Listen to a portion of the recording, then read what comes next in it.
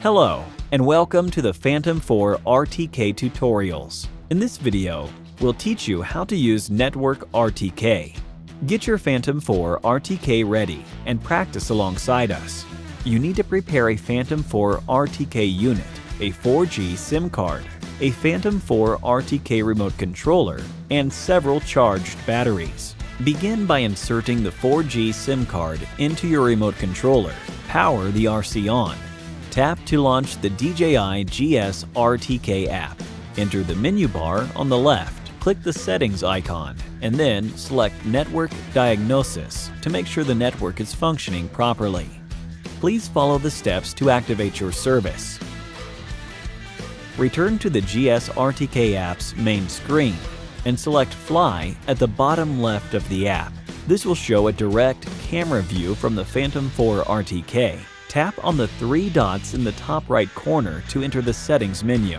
Select RTK on the list of settings menus and make sure the RTK function is turned on.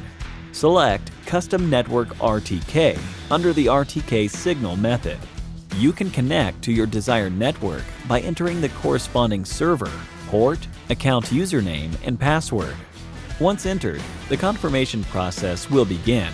If the remote controller successfully connected to your network, the message Network RTK server connection successful will appear on the top left of the screen.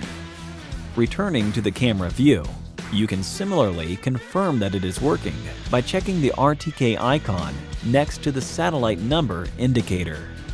The icon will start off as red, but will turn white 30 seconds after being activated.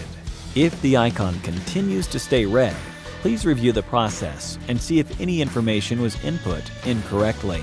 Once the home point is recorded, you are ready to fly. No additional setup required.